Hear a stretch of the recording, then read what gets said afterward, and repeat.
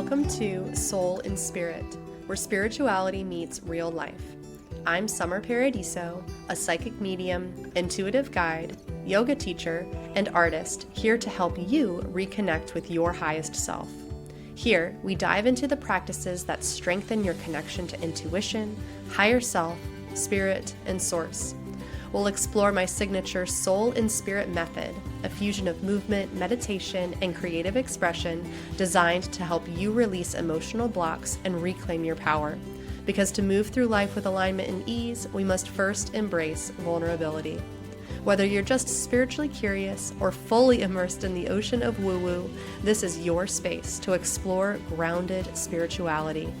Expect soulful convos, real-life stories, creative tangents, and grounded practices to support your transformation. So take a deep breath, grab your coffee, tea, or whatever keeps you sane, and let's explore how to bring more magic, meaning, and soul alignment into your everyday life. Let's do this.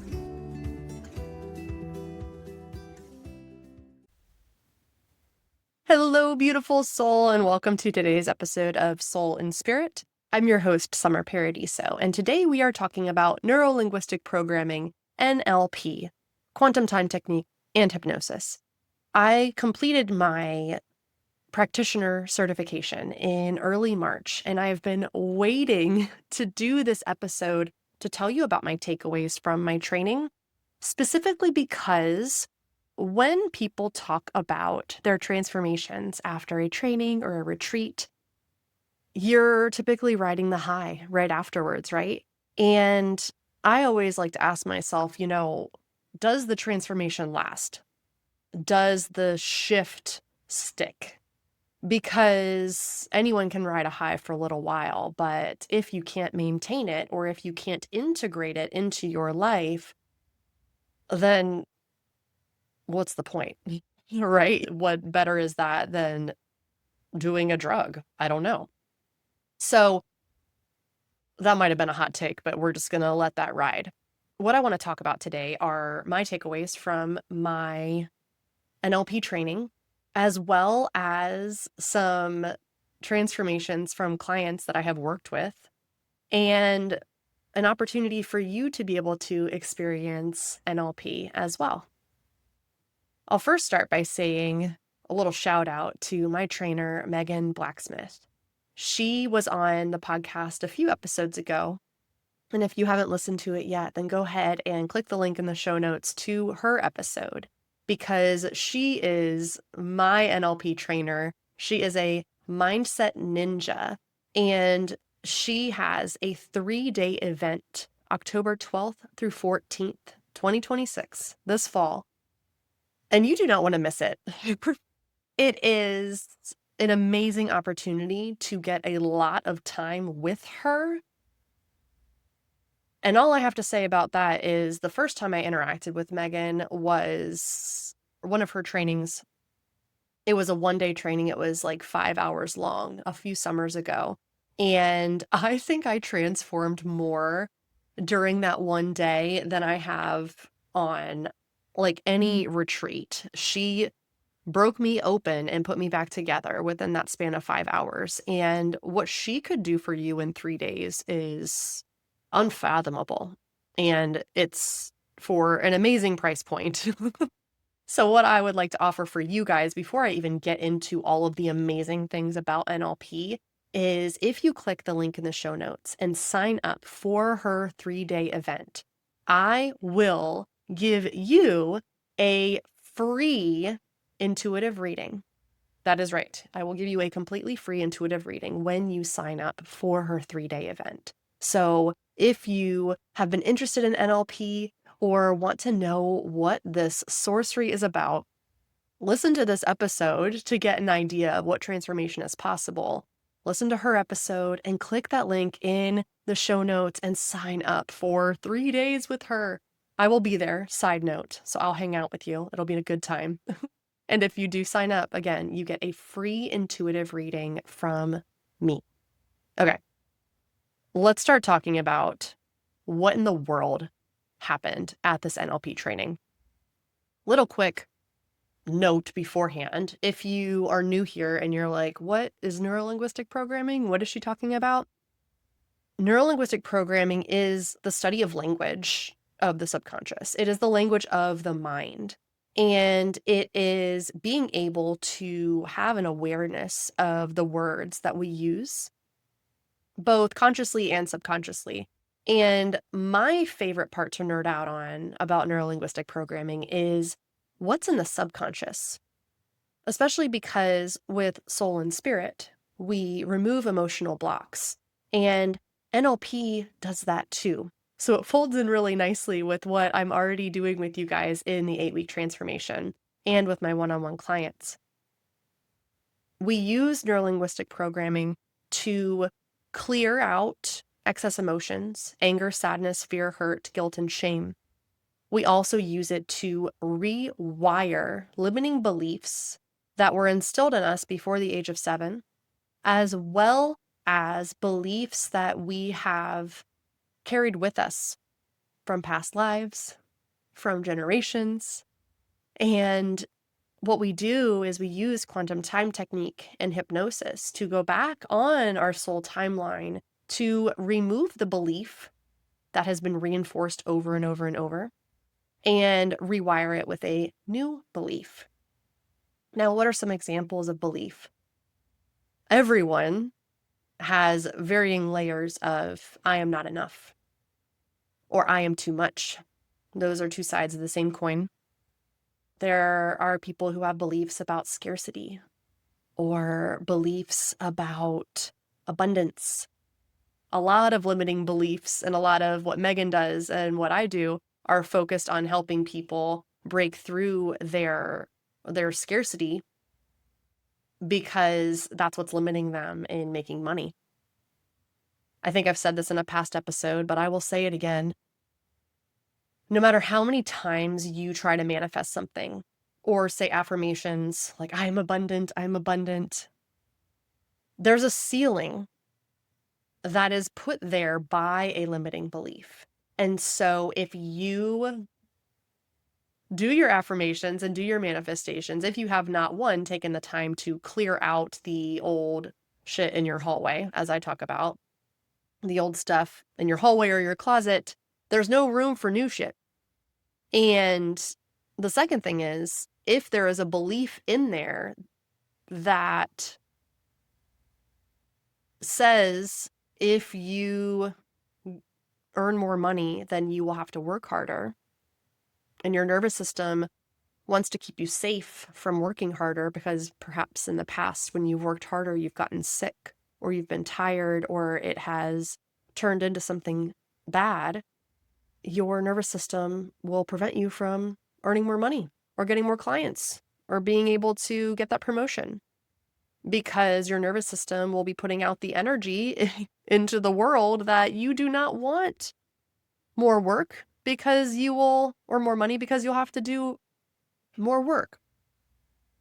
So that's just a little example. And I have some my examples and some client examples that I'll share as I go along. The NLP Practitioner training in March, it was a 6-day training. We were there from like 9 a.m. to 6 p.m. It is hardcore in the absolute best way. We cleared out the big 6 emotions: anger, sadness, fear, hurt, guilt, and shame. We cleared out resentment. We cleared out some limiting beliefs. And some other things that we did, I'll start with this really fun one, is we're shown how you can help people out of addictions or things that they do that they no longer want to. For example, like someone who wants to quit drinking or quit smoking. It's the submodalities is what it's called, if you want to be nerdy and know the name of it. For everything that we learned, we did ourselves. And for some modalities, I ended up being the example for the class.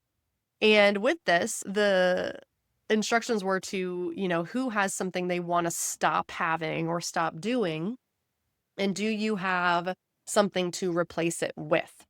Well, I've had a thing with gummy bears. And if you listen to this podcast kind of early on, you probably hear me talking about gummy bears a lot. If you're on my email list, you've probably seen me sign off with gummy bears in love. So gummy bears have been just kind of my go-to snack. I'm a healthy person except for the gummy bears. It was turning into an issue, and then we have been potty training with gummy bears. And as I sat there in training, I think this was day 2 or 3. Day 1, for reference, I had forgotten my lunch, and I didn't have time to make lunch in the morning, so I brought a bag of gummy bears for my lunch, if that just kind of articulates the issue that we were working with here. I was literally controlling my blood sugar with gummy bears. So I'm saying that full disclosure, you can judge all you want, because now I don't eat gummy bears anymore, specifically because of this practice. So I raised my hand and I said, Megan, I have a gummy bear problem. I would like to get rid of my gummy bear problem. And she was like, okay, but would you be okay with never having a gummy bear again in your life?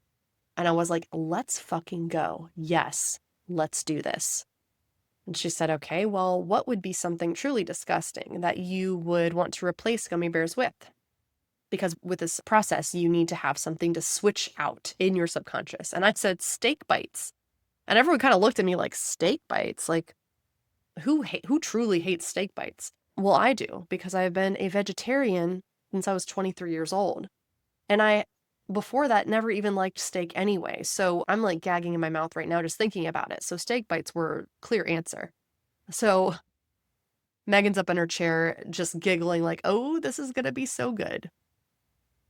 And it was, because I then sat in that chair while she demonstrated this process, the submodalities process, to everyone. And I magically, through NLP, discarded the need, the urge to eat gummy bears. Now, they literally did a test the next day. Megan is hilarious and went out and bought some gummy bears. It was a very specific brand too, the Albanese ones from, I get them from, or used to get them from Target in the jumbo bag. And she had gotten a smaller bag of them and the next morning brought them to me and showed them to me. And while I proceeded to gag in my mouth, everyone was like, oh my God, she doesn't want gummy bears anymore. And the best part about this is that it is now, as I'm recording this, it is Friday, Juneteenth. Happy Juneteenth. It is Friday, Juneteenth. So March, April, May, June. We are well past 3 months and I have not had a single gummy bear. I have not wanted a gummy bear. And in fact, every time I hand a gummy bear to one of my children for going potty, as we are doing, that is a thing, I have to kind of not look at it because I am repulsed by it.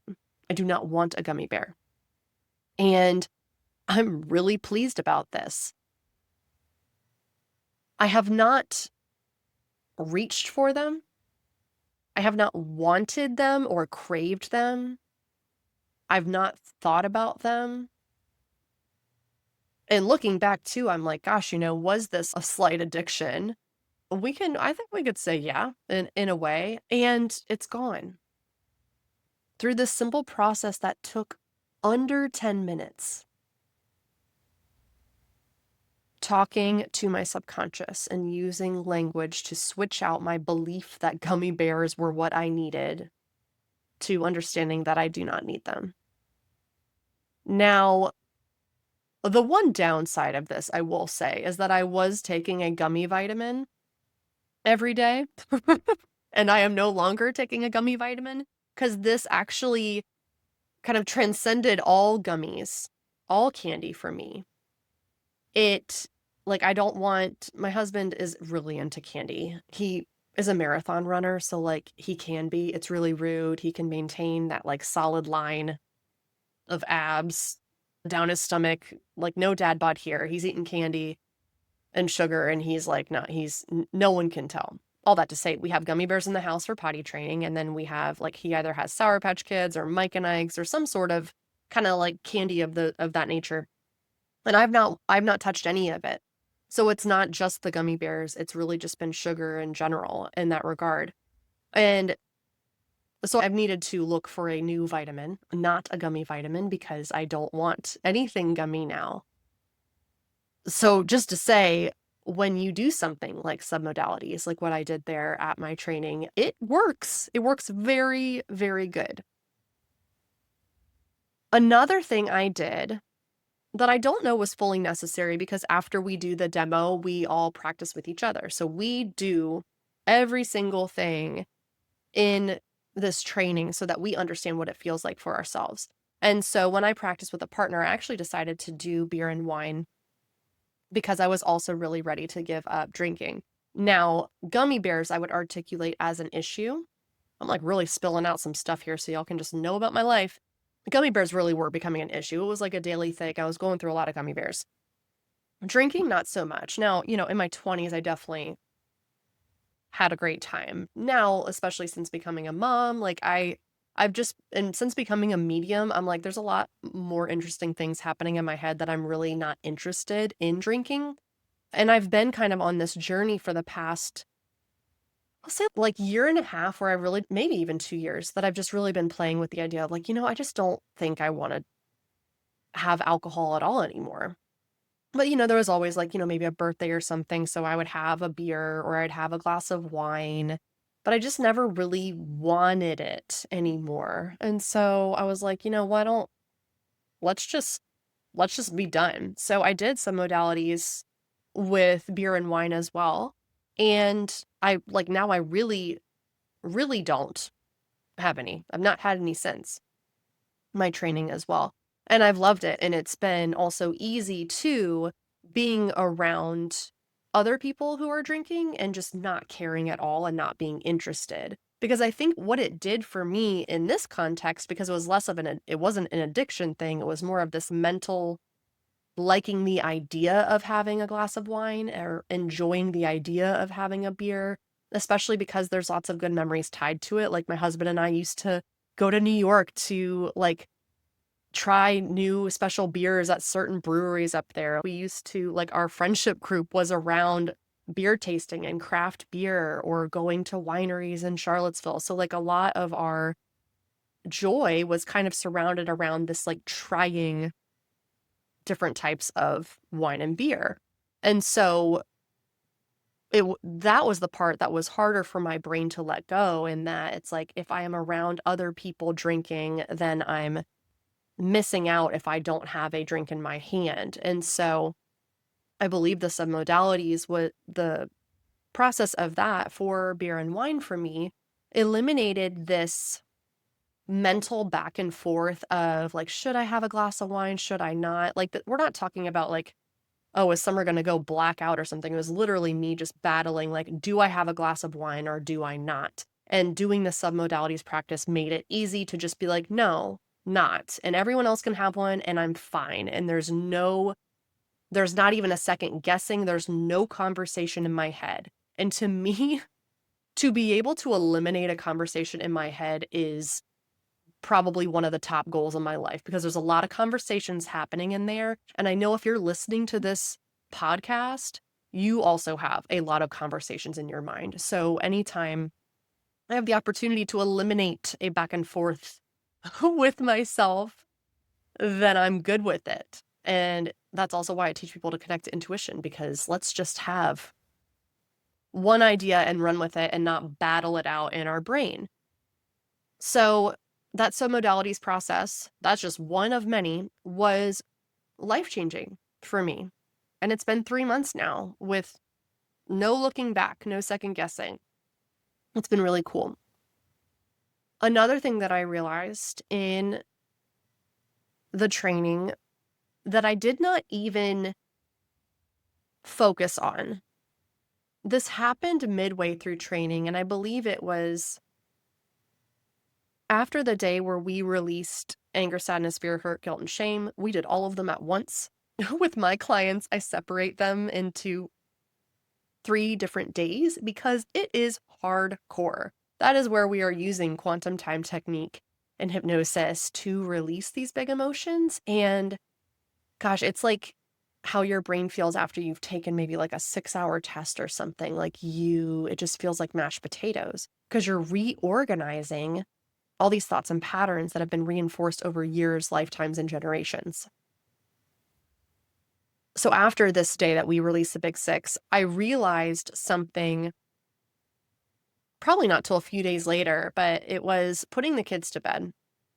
Again, if you're new here, I have a 3-year-old and a 4-year-old who I love dearly, and they are savages. They're my savages, and I love them. And bedtime, they love to feed off each other. And so putting them to bed, my husband and I kind of trade off, like one of us will read to both of them and then, hand off a kid to go put to bed in their separate bed. And on the nights that I was reading to my kids, I found myself getting really activated when, someone is talking when I'm trying to read the book or is screeching out or making cat noises or lifting their feet up to touch the book with their feet while I'm trying to read. Or again, more cat noises. Just kids being kids, right? Like 3 and 4 being that age and feeding off of each other. And it would activate me. I would get flustered. I would get frustrated. And it's a feeling that I've described to people as, when this happens too, like if you're especially in public, when you're parenting your child and your child is having an off day or a day where they are really expressing themselves and you are just trying to make it out of the store back to your car to be able to go home and it's not happening and you're trying to keep your cool. And you are keeping your cool. And on the outside, you probably look like you're keeping your cool. But inside, your nervous system is on fire.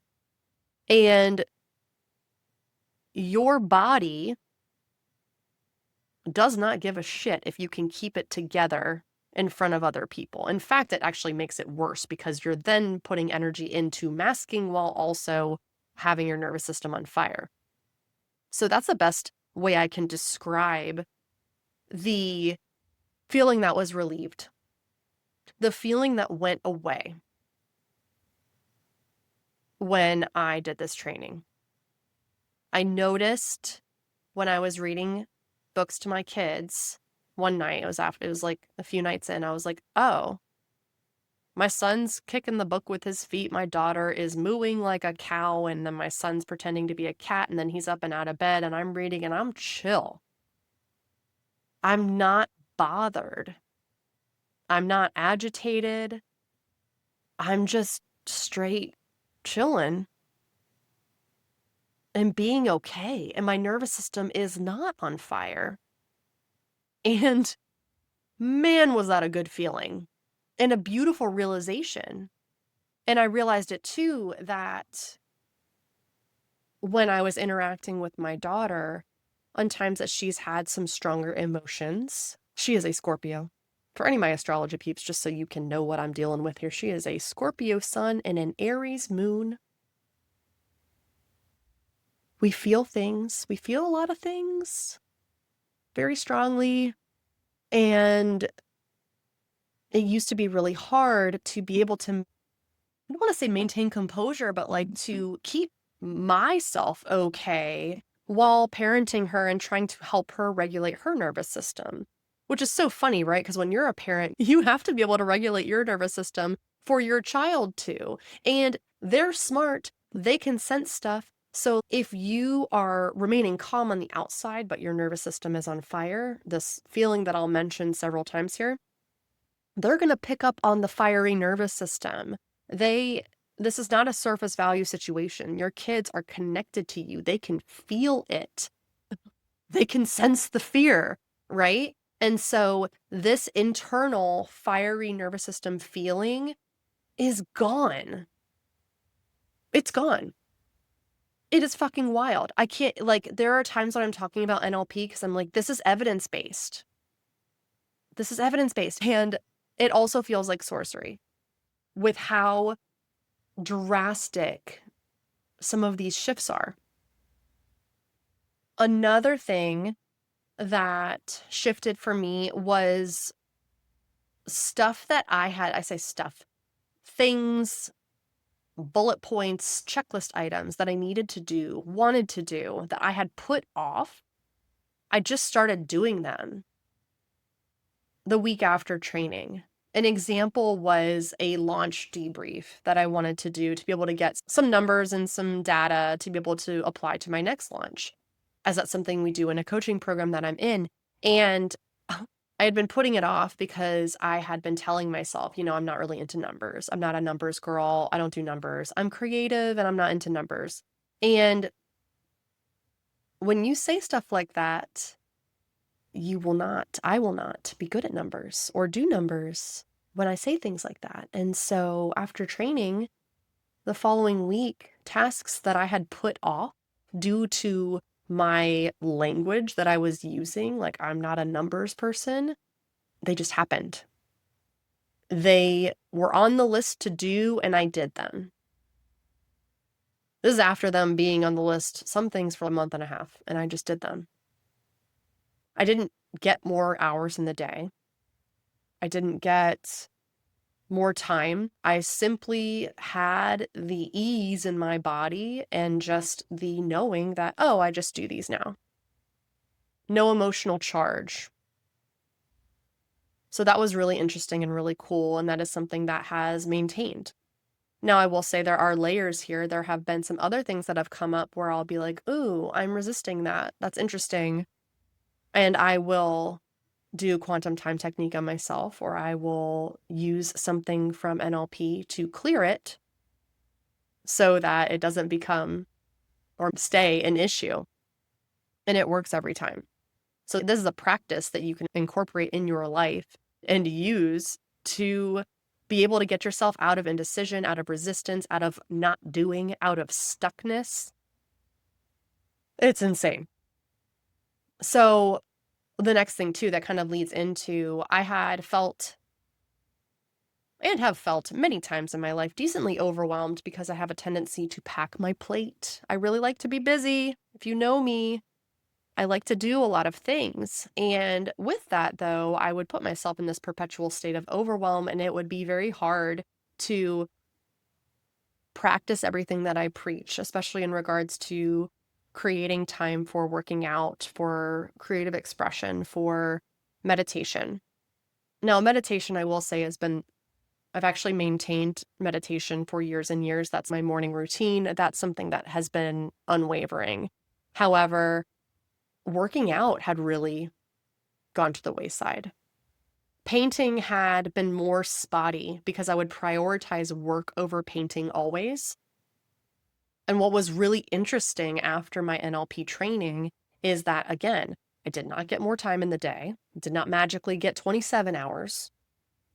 However, everything that I wanted to do somehow more magically fit in the day. The best way I can describe it is it became more effortless. Everything was effortless and easy. And things consistently feel more effortless and more easy.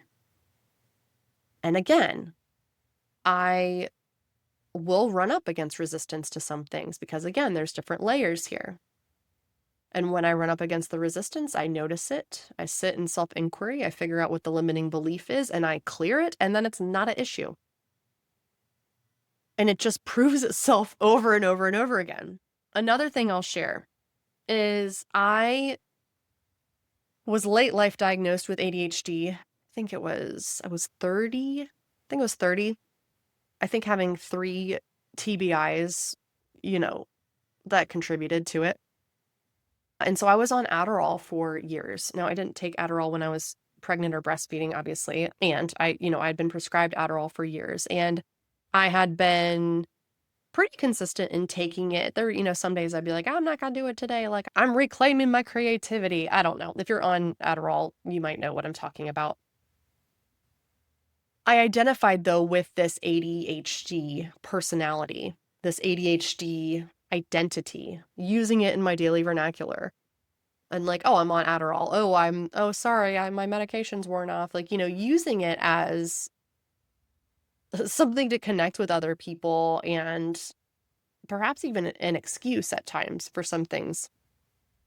And after training, I did not focus anything at all about Adderall or about ADHD. That was not even in the forefront of my mind. And that's why this is so cool, because NLP works in the subconscious. So you sometimes are not even aware of what it is doing beneath the surface.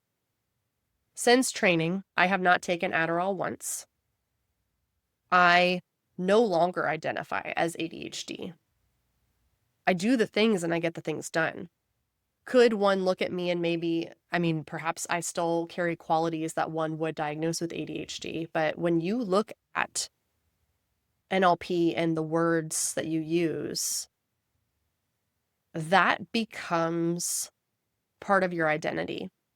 And so if you're not using words to describe yourself, you are stripping away this box that you've put yourself in. And this wasn't even one that I wanted or felt like I needed, and I'm really pleased because I don't take my Adderall anymore. I don't need it. I haven't reached for it. I haven't thought about wanting it at all. That mind chatter has gone, and I'm like, oh, that's cool. I'm not ADHD anymore. One less thing, right? So that's been an interesting, unplanned side effect from NLP, from the training. Another thing I'm really excited about to share is how I've continued to practice what I'm teaching in my one-on-ones with NLP. And I'm still working with Megan. She's my trainer, and I will be taking the Master Practitioner course. I will be going all the way with NLP trainings, and I've had the pleasure of continuing to work with her. And what was really interesting, it's always interesting, is that there are beliefs that pop up that I consciously would reject, be like, that doesn't apply to me. That doesn't resonate. And what's interesting about that is a lot of times when you think something doesn't apply to you, or you're like, I rebuke it. That's not me. That's not me. A lot of times that is you. And that is your nervous system trying to protect you from the awareness that it is you, because the awareness is the first step of releasing it. And your nervous system wants you to keep it because that's what it knows. And what it knows is safe. And what it doesn't know is not safe. And I talked about that in the last episode, this concept of the unknown and how some people's nervous systems associate pain or suffering with the unknown. And so your nervous system will do everything it can to keep you in the known, in what you have already experienced and what you already know. And it is, what's the saying? Like the devil that you know, like a lot of people, the devil that you know is better than what you don't know. Even if something is better on the other side, you'll stick with what you know because it's scary to change, right? That's your nervous system. That's your nervous system wanting you to keep these limiting beliefs that have been with you forever. And so anyway, I'm very tangential here. This is going to be a long episode. I did a session with Megan, and I kind of just came to the table. I was like, listen, I got a limiting belief. I tried to clear it yesterday. I had an idea of what it was, but it just was so unclear. And so I knew, I was like, okay, because this is so fuzzy for me, I know that this is like deep seated. And so she worked with me on it. We cleared the belief through quantum time technique. And within 2 weeks, guys, I messaged this to her. She had it in her email today. Because I messaged this to her, I was like, Megan, I have made double the amount of income than my monthly average that I've had for the past 8 months. I will say that again in a different way. The average income that I have made the past 8 months, I made double that in a 2-week period following this session with her. clearing this limiting belief. And even since those 2 weeks, like when I sent that to her, it has continued to snowball because the belief that we cleared was preventing me from being able to bring in more clients, from being able to access more abundance. And I'm not making this shit up, guys. This is like, I'm experiencing this in real time in my life, and I am watching my clients experience it as well. So it is wild and it is real. And that's why I'm letting myself go on these tangents for you guys so you can understand the power of neurolinguistic programming. I do want to share with you several of my client wins, as I've had a number of clients that I'm so proud of. One of my first NLP clients. And if you're like, what is she talking about? I do a 12-week container. I call it Siren Rewired. And we meet every other week. They have 6 sessions with me. First session is like 2 hours, and the rest of them are between an hour and 90 minutes. And we go through the big 6 emotions: anger, sadness, fear, hurt, guilt, shame. And then we also go through limiting beliefs in this 12-week period. And they also have access to me, voice memo access, so that as they are processing things, as stuff is coming up, they can voice memo me and process in real time. It is magical, and it makes me fucking love my life so much because this is what I came here to do. It is so cool watching these transformations. So I will now share some of them with you. One of my clients, she came to me, and I know her and I love her, and she came to me with a pretty significant scarcity block. She has her own business and she also works for someone. So 2 separate income streams here. And she has felt really restrictive in her own business, in what she would permit herself to spend on herself, as well as what she would permit herself to pay herself. And she was stuck. She was not letting herself expand because she was not willing to spend on herself. Really risk averse, which is indicative of scarcity, of not feeling safe taking risks.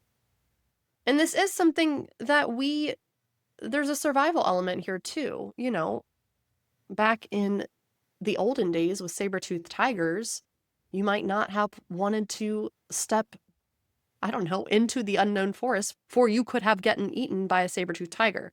And now we can clear some of these being unsafe, of your nervous system feeling unsafe, because taking a risk in business might be the one thing that helps you expand.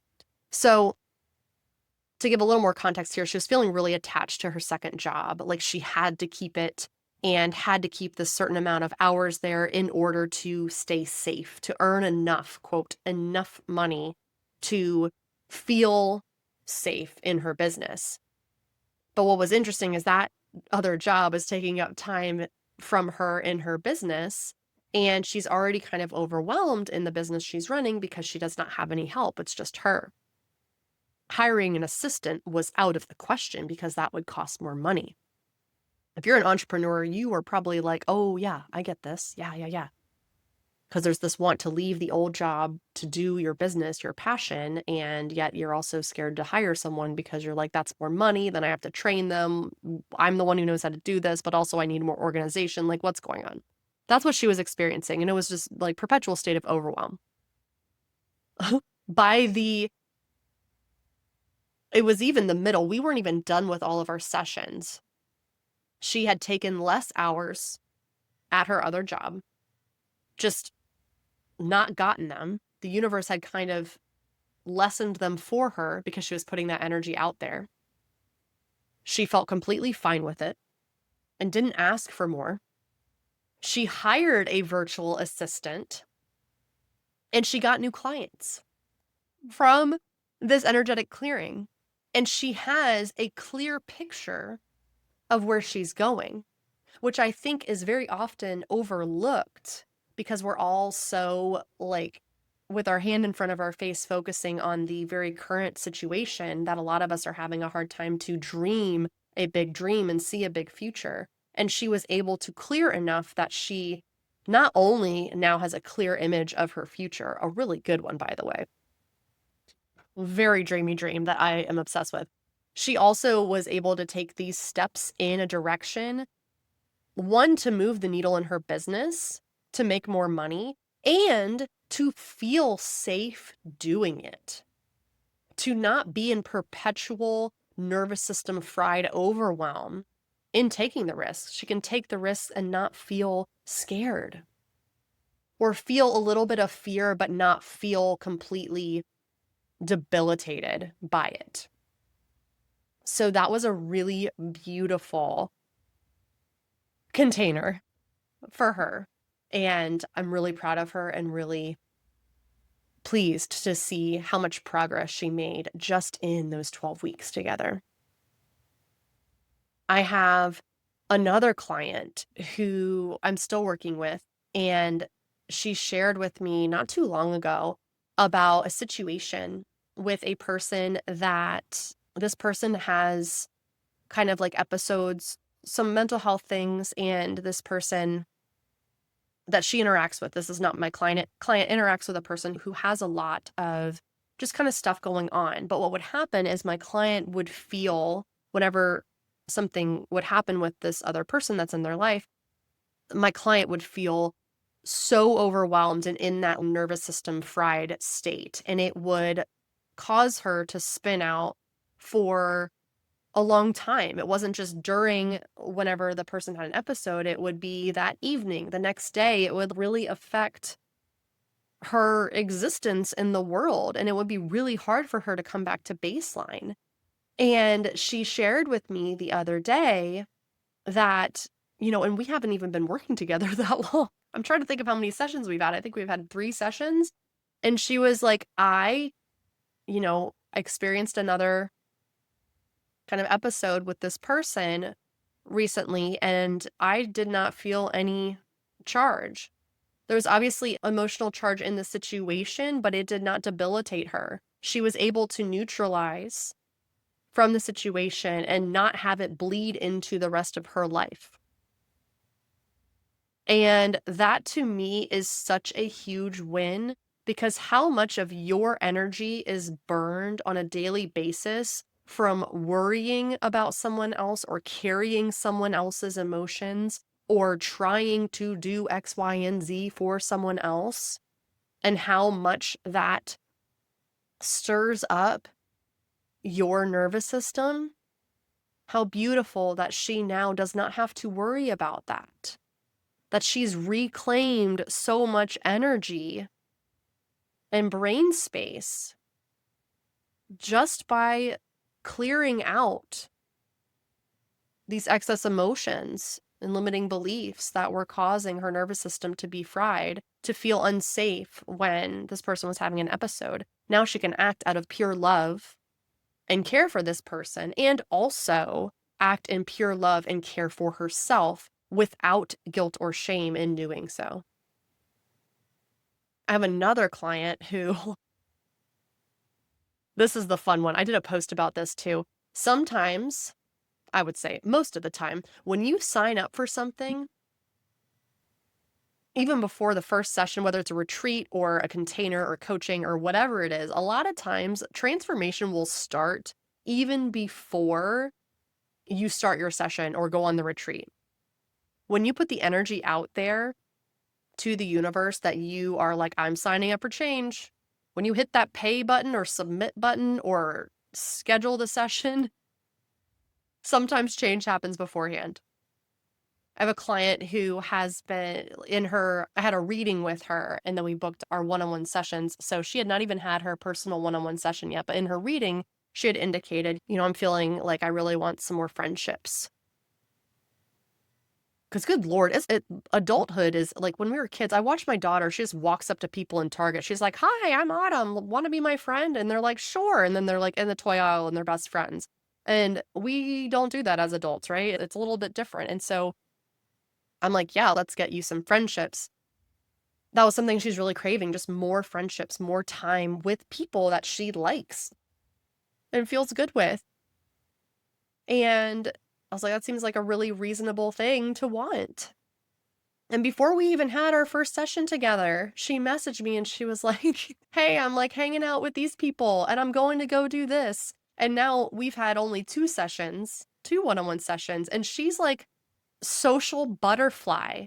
People started coming out of the woodworks to hang out, to ask to do things, to travel, to do a day trip somewhere. So I was like, the work already starts when you say yes to transformation, because that's how the subconscious works. You are emitting energy at a certain frequency. And when you do that, you are in resonance with all of the other things that are on that same frequency. And those things will come to meet you. So when you make a choice to, yes, I want transformation, that frequency is saying, hey, universe, bring all of the other transformation things to me. So change can happen even before you have a first session. I have one other client I want to share about who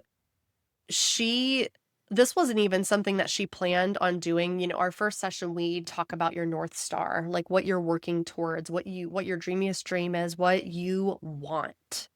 And this was not even in any of those things that she wanted. Kind of like what I said, like with the Adderall thing, like there's stuff that shifted that I didn't even sign up for consciously. It just happened subconsciously. But one of the things that this client had told me after the first session, she was like, yeah, I'm just like clearing out stuff from my house. She's like, I reorganized the bathroom. She's like, I cleared out my closet. I dropped off 10 bags to Goodwill. She just started getting rid of stuff. And what a beautiful metaphor for reorganizing your subconscious, and that you just start releasing, getting rid of, letting go of things that no longer serve you. So she's actually not just creating more brain space for herself, she's showing this in her external environment by clearing out space to allow for manifestations of what she wants to come in. So that was a really beautiful side product of just one session of NLP with her. As you can tell, I'm pretty into neurolinguistic programming. And because of that, I want you to go to Megan Blacksmith's 3-day event, October 12th through 14th. It's called Ignite. It's so good. So the link is in the show notes. Please, please sign up for it. And if you do, you get a free intuitive reading with me, which you know is good. In an intuitive reading with me, we talk to past loved ones, spirit guides, source energy, sometimes galactic energy, and your highest self to get you the message that you need at that exact moment. In my readings, you get insane clarity on what your next steps are. You get validated in a lot of the shit that you already know, but just really could not trust yourself with yet. And you get this immense sense of connection to the something bigger that you have known has been there, but just really have not been able to articulate. If you're not ready for Ignite, for signing up for that 3-day workshop, then you also, I'll leave this link in the show notes, can book an intuitive reading with me. And I can also tell you a little bit more about the magic of NLP and how it could help you specifically. Because in my readings also,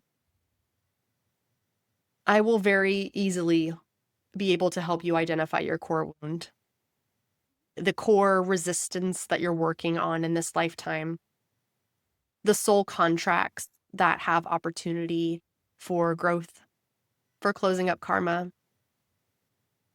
So with all of that said, guys, thank you for listening to my NLP debrief of my training and of some of my client wins. I appreciate all of you. With all of that said too, if you are not interested in a reading, you're interested more in understanding about NLP and maybe what it could do for you, or maybe you're like, ooh, I might want to work one-on-one with you, Summer, because I got some shit I got to clear out. I got you. And you are welcome to schedule a 30-minute call with me so that we can talk together about how NLP could serve you and how I can help you work through these limiting beliefs so that you can step into the highest version of yourself. So that you can make more brain space, more house space, so that you can not feel completely drained and fried when you are trying to manage other people's emotions, because you won't need to manage anyone else's emotions anymore. So you're also welcome to just schedule a 30-minute call with me where we can chat about that. All of the links are in the show notes. Thank you guys so much for coming here and listening and giving me your time. For whatever reason, I'm feeling called to just tell us all to take a deep breath right now, in through the nose, out through the mouth. Thank you, beautiful soul. We'll talk soon.